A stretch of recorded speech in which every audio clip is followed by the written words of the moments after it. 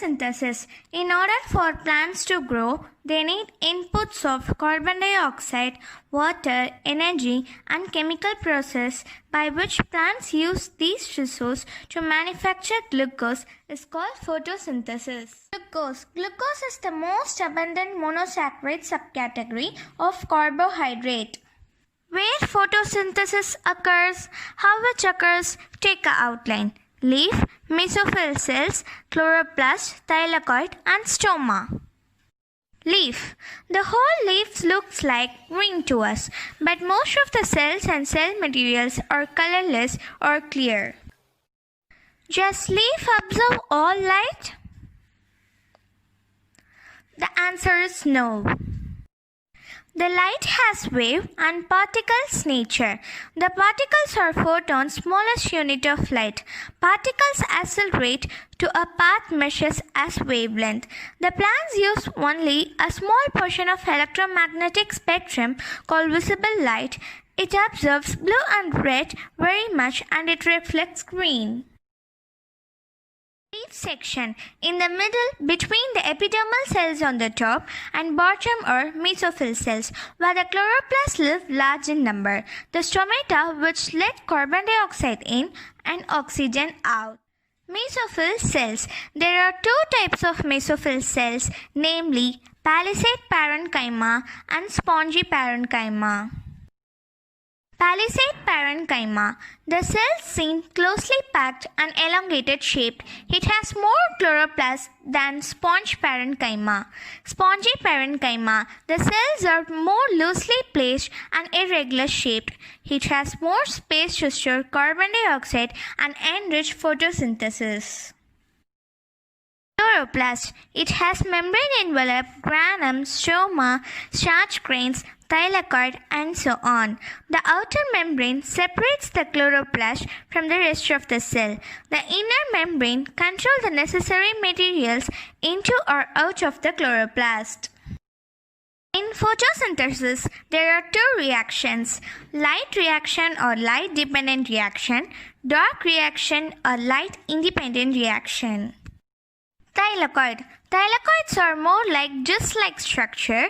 The chlorophyll pigment comes from the thylakoid membrane, also called photosynthetic membrane. Inside thylakoid is the thylakoid space. Light reaction takes place in thylakoid membrane. The light-dependent reaction occurs in two systems, photosystem 1 and photosystem 2. In photosystem 2, the photons hit the chlorophyll molecule and the electrons get energized and transferred with synthesis ATP. Last electron was replaced by the oxidation of water molecule. A special enzyme involves which oxidates H2O molecule into hydrogen and oxygen. Then the oxygen atom combines with another oxygen atom to form the diatom O2, which is the byproduct. The low-energized electrons too leave the photosystem 2 to photosystem 1. The low-energized electron passes through an electron transport chain where they use to reproduce the electron NADP plus to NADPH. NADPH and ATP molecules are provided to the stroma during light-dependent reaction and used in the light-independent reaction called Calvin cycle. In Calvin cycle, carbon dioxide is reduced to produce carbohydrate, glyceraldehyde, 3-phosphate, and other important proteins. Calvin cycle involves three steps, namely carbon fixation, reduction, and regeneration.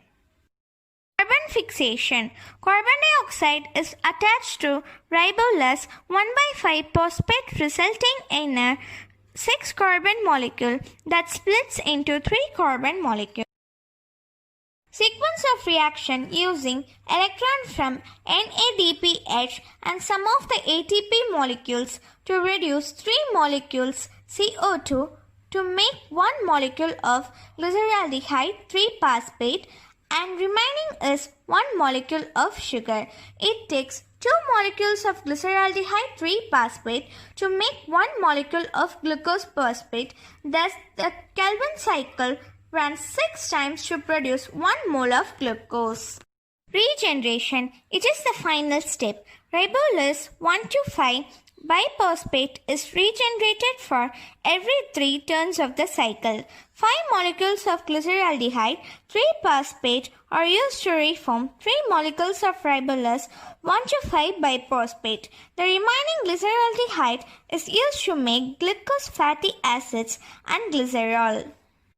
Want to know more about these topics? Please follow us on Twitter, Facebook, Instagram, and don't forget to subscribe our channel.